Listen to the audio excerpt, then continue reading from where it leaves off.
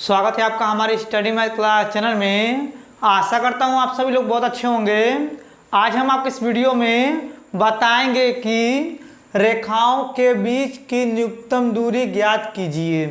अगर आप लोग शुरू से लेकर लास्ट तक पूरा वीडियो देख लेंगे तो आप लोग इस वीडियो में कक्षा 12 के चैप्टर नंबर 11 के एक प्रश्न को हल करना सीख जाएंगे, जो आपके बोर्ड में बहुत ज़्यादा 5 नंबर के पूछे गए हैं। अगर आप लोग शुरू से लेकर लास्ट तक पूरा वीडियो देख लेंगे तो आप लोग रेखाओं के बीच की न्यूनतम दूरी ज्ञात करना सीख जाएंगे। आप देखिए इसमें जो पहला नंबर क्वेश्चन उतारे हुए हैं, अब चलिए सबसे पहले क्या करते हैं, इसको पढ़ते हैं। पढ़ने के बाद क्या करेंगे, इसको हल करेंगे। देखिए यहाँ पे लिखा हुआ है r बराबर कोष्टक में I cap plus 2j cap plus k cap कोष्टक बंद, फिर प्लस और यहाँ पे लेमडा, फिर कोष्टक में I cap plus j cap plus k cap कोष्टक बंद, तथा फिर यहाँ पे लिखा हुआ है r बराबर कोष्टक में 2i cap minus j cap minus k cap फिर कोष्टक बंद, और यहाँ पे लिखा हुआ है प्लस म्यू, फिर कोष्टक में लिखा हुआ है 2i cap plus j cap plus 2k cap. ठीक, इतना आपको अच्छे समझ में आ गया होगा। अब देखिए सबसे पहले क्या करेंगे, यहाँ पे लिखेंगे हल। ठीक, अब देखिए यहाँ पे हल लिखने के बाद यहाँ पे देखिए लेमडा के पहले ये वाला है ना, जो इसको हम लोग लिखेंगे यहाँ पे a1 वेक्टर बराबर यहाँ हो जाएगा आई कैप प्लस 2j कैप और यहाँ हो जाएगा प्लस k कैप। ठीक है, अब देखिए इसके बाद यहाँ पे प्लस है, फिर लेमडा है। अब देखिए यहाँ पे लेमडा का जो गुणांक है ये वाला, इसको हम लोग लिखेंगे b1 वेक्टर बराबर यहाँ हो जाएगा आई कैप प्लस j कैप और यहाँ हो जाएगा प्लस k कैप। ठीक, ये भी आपको अच्छे समझ में आ गया होगा। अब देखिए इसके बाद यहाँ पे लिखा है तथा, फिर यहाँ पे लिखा हुआ है r बराबर ये जो पहला वाला है म्यू के पहले, देखिए यहाँ पे ये म्यू के पहले जो ये वाला है ना, इसको हम लिखेंगे a2 वेक्टर बराबर यहाँ हो जाएगा 2i cap minus j cap और यहाँ हो जाएगा माइनस k कैप। अब इसके बाद देखिए यहाँ पे प्लस है, फिर यहाँ पे म्यू है, म्यू का गुणांक ये है, तो इसको हम लिखेंगे b2 वेक्टर बराबर यहाँ हो जाएगा 2i कैप और यहाँ हो जाएगा प्लस j कैप और यहाँ हो जाएगा प्लस 2k कैप। इतना करने के बाद बस और ध्यान से समझिएगा।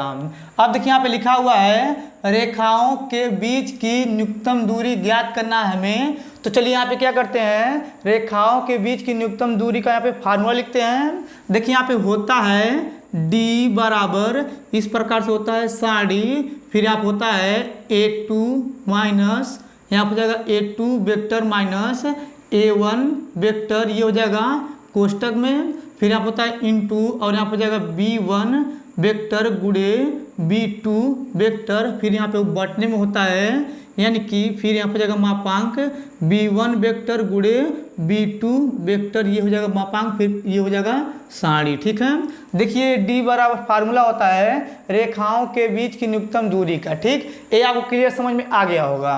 अब देखिए सबसे पहले क्या करेंगे, यहाँ पे जो लिखा है a2 vector minus a1 vector का पहले मान निकालेंगे। तो यहाँ पे लिखेंगे a2 vector minus a1 vector बराबर। ठीक, अब देखिए यहाँ पे ये जो लिखा हुआ है a2 वेक्टर, यहाँ पे देखिए a2 वेक्टर बराबर ये दिया हुआ है मान, तो इसके स्थान पर हम लोग इसको रखेंगे। तो यहाँ हो जाएगा कोष्टक में यहाँ हो जाएगा 2i कैप, फिर यहाँ हो जाएगा माइनस j कैप, फिर यहाँ हो जाएगा माइनस k कैप, ये कोष्टक बंद कर देंगे, यहाँ पे माइनस माइनस लगा देंगे। अब देखिए यहाँ पे लिखा हुआ है a1 वेक्टर, अब देखिए यहाँ पे a1 वेक्टर का मान ये दिया है, तो क्या करेंगे इसके स्थान पर इसको रखेंगे। तो यहाँ हो जाएगा कोष्टक में i कैप और यहाँ हो जाएगा प्लस 2j कैप और यहाँ हो जाएगा प्लस k कैप, फिर कोष्टक बंद कर देंगे। फिर यहाँ पे लिखेंगे a2 vector minus a1 vector फिर बराबर, और ये देखिए जो है इसको ऐसे उतार लेंगे। तो यहाँ पे लिखेंगे 2i कैप और हो जाएगा माइनस में j कैप, फिर हो जाएगा माइनस में के कैप। अब माइनस चिन्ह से गुणा करेंगे तो इन तीनों का चिन्ह बदल जाएगा, तो यहाँ पर हो जाएगा माइनस में आई कैप, फिर माइनस में हो जाएगा 2 जे कैप, फिर हो जाएगा माइनस में के कैप। ठीक, ये भी आपको अच्छे समझ में आ गया होगा।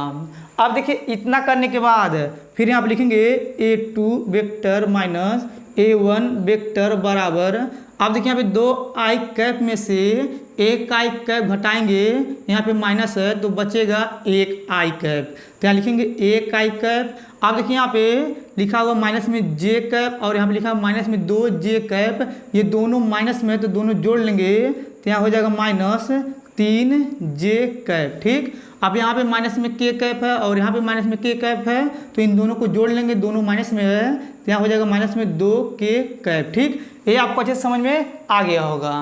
अब देखिए इतना करने के बाद अब यहाँ पे लिखा हुआ है b1 वेक्टर गुणे b2 वेक्टर, इसका मान निकालेंगे, तो यहाँ पे लिखेंगे b1 वेक्टर गुणे b2 वेक्टर बराबर, इस प्रकार से यहाँ पे यानी कि साड़ी बनाएंगे और यहाँ पे लिखेंगे आई कैप और यहाँ हो जाएगा माइनस में जे कैप और यहाँ हो जाएगा माइनस में के कैप, इस प्रकार से फिर साड़ी बना देंगे। ठीक, अब देखिए यहाँ पे लिखा है b1 वेक्टर, अगर आप लोग ध्यान से देखेंगे तो ये आपका b1 वेक्टर है और देखिए यहाँ पे आई जे के है, तो i का गुणांक 1 है, j का गुणांक 1 है, k का गुणांक 1 है, तो यहाँ पे लिखेंगे 1 1 1 हो जाएगा और देखिए यहाँ पे गुणा है, फिर यहाँ पे लिखा है b2 वेक्टर, अगर आप लोग ध्यान से देखेंगे तो यहाँ पे दिया है b2 वेक्टर ये वाला, यहाँ पे i का गुणांक 2 है, j का गुणांक 1 है, k का गुणांक 2 है, तो यहाँ पे लिखेंगे 2 1 2। ठीक, इतना आपको अच्छे से क्लियर समझ में आ गया होगा।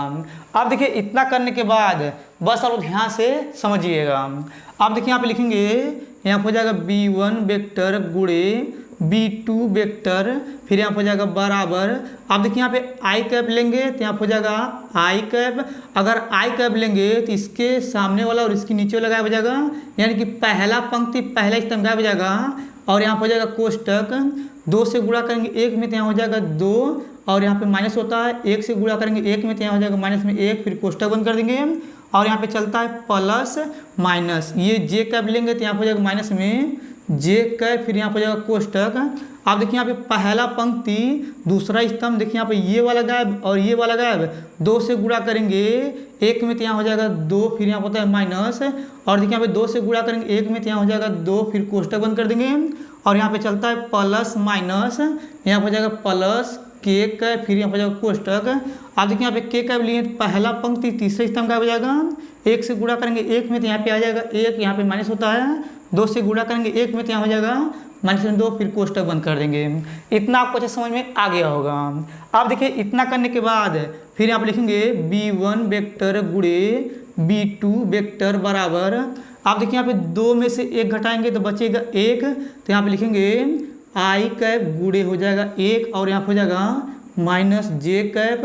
आप देखिए 2 में 2 घटाएंगे तो यहाँ पे गुणा होता है, गुणा लगा देंगे, यहाँ हो जाएगा 0, क्योंकि 2 में 2 घटाएंगे 0 आ जाएगा, फिर यहाँ हो जाएगा प्लस के कैप, फिर यहाँ हो जाएगा गुणा, 2 में से 1 घटाएंगे तो बचेगा माइनस में 1, क्योंकि ये 2 जो है बड़ा है, फिर यहाँ पे आ जाएगा यानी कि b1 वेक्टर गुणे b2 वेक्टर बराबर, 1 से गुणा करेंगे i में तो यहाँ पे आ जाएगा आई कैप और देखिए 0 से गुणा करेंगे जे कैप में तो यहाँ हो जाएगा माइनस में 0, फिर यहाँ हो जाएगा माइनस, 1 से गुणा करेंगे k में तो यहाँ हो जाएगा प्लस माइनस, यहाँ हो जाएगा माइनस में के कैप। ठीक, अब देखिए 0 का कोई वैल्यू नहीं, इसको छोड़ देंगे तो यहाँ हो जाएगा b1 वेक्टर गुणे b2 वेक्टर बराबर, यहाँ हो जाएगा आई कैप और यहाँ हो जाएगा माइनस में के कैप। ठीक, ये आपको अच्छे समझ में आ गया होगा।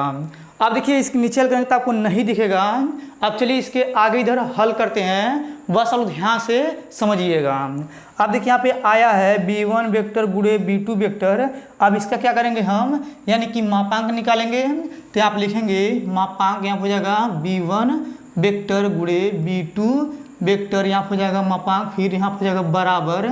अब देखिए यहाँ पे i का गुणांक का वर्ग लेंगे और j का गुणांक का वर्ग लेंगे तो यहाँ हो जाएगा करनी। अब इसके बाद देखिए यहाँ पे यानी कि i का गुणांक 1 है तो यहाँ आप लिखेंगे एक का यहाँ पे हो जाएगा वर्ग, फिर यहाँ पे होता है प्लस, फिर कोष्टक हो जाएगा। अब देखिए यहाँ पे जे है तो जे का गुणांक 1 है तो माइनस में 1 आएगा, तो यहाँ लिखेंगे माइनस में 1, फिर इसका वर्ग कर देंगे, यहाँ हो जाएगा वर्ग। ठीक, ये आपको क्लियर समझ में आ रहा होगा। देखिए यहाँ पे b1 वेक्टर गुणे b2 वेक्टर का अगर हम मापांक निकाल रहे हैं तो जो i और j का गुणांक है उसका वर्ग लेकर के जोड़ेंगे। ठीक है, ये आपको क्लियर समझ में आ गया होगा। फिर यहाँ पे लिखेंगे b1 वेक्टर गुणे b2 वेक्टर बराबर, देखिए यहाँ पे अगर 1 का वर्ग करेंगे तो 1 आएगा, और देखिए यहाँ पे माइनस माइनस प्लस हो जाएगा तो यहाँ हो जाएगा प्लस में 1, फिर यहाँ लिखेंगे b1 वेक्टर गुणे b2 वेक्टर बराबर, इसको जोड़ेंगे तो यहाँ हो जाएगा करनी में 2। ठीक, ये आपको क्लियर समझ में आ गया होगा। अब देखिए इतना करने के बाद अब यहाँ पे रेखाओं के बीच की न्यूनतम दूरी का ये जो फार्मूला है इसको यहाँ पे लिखेंगे, तो यहाँ हो जाएगा d बराबर, इस प्रकार सारणी बनाएंगे, और यहाँ हो जाएगा a2 vector minus a1 vector, ये हो जाएगा कोष्टक में, फिर यहाँ हो जाएगा इनटू, फिर यहाँ हो जाएगा b1 वेक्टर गुणे b2 वेक्टर, फिर यहाँ हो जाएगा बटा। अब देखिए यहाँ पे हो जाएगा मापांक b1 वेक्टर गुणे b2 वेक्टर, ये हो जाएगा मापांक, फिर ये हो जाएगा सारणी। ठीक है, ये आपको क्लियर समझ में आ गया होगा। अब देखिए इतना करने के बाद यहाँ पे देखिए a2 vector minus a1 vector का जो मान आया है यहाँ पे इसको रखेंगे, फिर इसके बाद यहाँ पे लिखा है b1 वेक्टर गुणे b2 वेक्टर, इसका जो मान है यहाँ पे जो आया है इसको यहाँ पे रखेंगे, फिर इसके बाद यहाँ पे b1 वेक्टर गुणे b2 वेक्टर का जो मापांक आया है ये करने में 2, इसको यहाँ पे रखेंगे। चलिए यहाँ पे रखते हैं, तो यहाँ हो जाएगा d बराबर, इस प्रकार सारणी बनाएंगे, इसका जो मान आया है यहाँ पे आया है, तो यहाँ हो जाएगा i कैप, फिर यहाँ हो जाएगा यानी कि माइनस में 3 j कैप, फिर यहाँ हो जाएगा माइनस में 2 k कैप, ये हो जाएगा कोष्टक में, इनटू का मतलब होता है गुणा, गुणा लगा देंगे। फिर देखिए यहाँ पे b1 वेक्टर गुणे b2 वेक्टर का जो मान आया है ये आया है, तो यहाँ पे लिखेंगे कोष्टक में i कैप, यहाँ हो जाएगा j कैप, फिर कोष्टक बंद कर देंगे, फिर यहाँ हो जाएगा बटा। ठीक है, ये आपको क्लियर समझ में आ रहा होगा। अब देखिए यहाँ पे ये जो मापांक निकाले थे ना, यहाँ पे देखिए यहाँ पे ये मापांक लगा दे रहे हैं। अब देखिए यहाँ पे ये जो b1 वेक्टर गुणे b2 वेक्टर का जो मापांक आया था करनी में 2 आया था, तो यहाँ लिखेंगे करनी में 2, फिर इस प्रकार से ये सारणी बंद कर देंगे। ये आपको क्लियर समझ में आ रहा होगा। देखिए यहाँ पे मापांक लगाना छोड़ दिए थे, यानी कि भूल गए थे। ठीक, अब इसके बाद देखिए यहाँ पे क्या करेंगे, यहाँ पे लिखेंगे d बराबर, इस प्रकार सारणी बनाएंगे। अब देखिए यहाँ पे i को i के साथ गुणा करेंगे, तो यहाँ हो जाएगा i कैप का स्क्वायर, और देखिए यहाँ पे j का साथ करते हैं, j नहीं है तो यहाँ पे क्या करेंगे माइनस लिख के यहाँ पे यानी कि लिखेंगे 3j कैप। अब यहाँ पे j नहीं तो इसके साथ क्या करेंगे 0 से गुणा कर देंगे, और देखिए यहाँ पे k को k के साथ गुणा करेंगे तो यहाँ पे लिखेंगे माइनस, यहाँ पे जाएगा माइनस माइनस प्लस, और यहाँ पे लिखेंगे 2k कैप स्क्वायर, फिर बटा लगा देंगे, और यहाँ पे जाएगा नीचे करनी में 2, फिर इस प्रकार सारणी को बंद कर देंगे। देखिए यहाँ पे क्या किए हैं, i को i के साथ गुणा किए हैं तो i कैप स्क्वायर हो गया है, और देखिए यहाँ पे माइनस में 3j कैप है तो j कैप यहाँ पे नहीं है, तो क्या करेंगे इसके साथ 0 से गुणा कर देंगे। ठीक, उसके बाद क्या किए हैं -2k कैप से -1k कैप में गुणा किए तो माइनस प्लस हो गया है, और यहाँ पे जाएगा 2 1 कम 2, और यहाँ पे जाएगा k कैप का स्क्वायर। ठीक, ये आपको क्लियर समझ में आ गया होगा। फिर देखिए यहाँ पे लिखेंगे d बराबर, इस प्रकार सारणी बनाएंगे। अब देखिए यहाँ पे i कैप स्क्वायर का जो मान होता है 1 होता है, और देखिए यहाँ पे 0 से गुणा करेंगे -3j कैप में, तो यहाँ हो जाएगा यानी कि 0 हो जाएगा। और देखिए यहाँ पे ये जो k कैप का स्क्वायर जो इसका मान 1 होता है, तो यहाँ पे लिखेंगे प्लस 2 गुणे 1 हो जाएगा, फिर बटे हो जाएगा करनी में 2, फिर इस प्रकार सारणी को बंद कर देंगे। ठीक, ये भी आपको अच्छा समझ में आ गया होगा। अब इसके बाद क्या करेंगे, फिर यहाँ लिखेंगे d बराबर, अब यहाँ हो जाएगा सारणी। अब देखिए सारणी बनाने के बाद क्या करेंगे, बस आप लोग ध्यान से समझिएगा।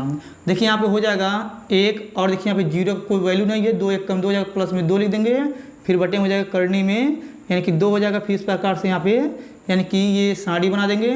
अब इसके बाद देखिए यहाँ पे इसको जोड़ेंगे, चलिए इधर कर देते हैं, बस आप लोग ध्यान से समझिएगा। अब देखिए यहाँ पे हो जाएगा 2 और 1 हो जाएगा 3, तो यहाँ लिखेंगे d बराबर 3 बटे हो जाएगा करनी में 2, इस प्रकार से यहाँ पे सारणी बना देंगे। अब सारणी को हटाएंगे तो यहाँ पे आ जाएगा d बराबर 3 करनी में 2 हो जाएगा। अब देखिए यहाँ पे करनी में 2 नीचे यहाँ पे करनी में 2 है, इसका हरों का परमीकरण करेंगे तो यहाँ पर ऊपर हो जाएगा कर्णी में 2, नीचे हो जाएगा कर्णी में 2, फिर यहाँ पर हो जाएगा डी बराबर ऊपर से ऊपर गुणा करें तो यहाँ पर हो जाएगा 3 कर्णी में 2 और यहाँ पर हो जाएगा नीचे कर्णी से कर्णी गुणा कर्णी हट जाएगा तो यहाँ पे आ जाएगा 2। ठीक, अब देखिए जो आया है यही आपका आंसर है। ये आपको अच्छे समझ में आ गया होगा।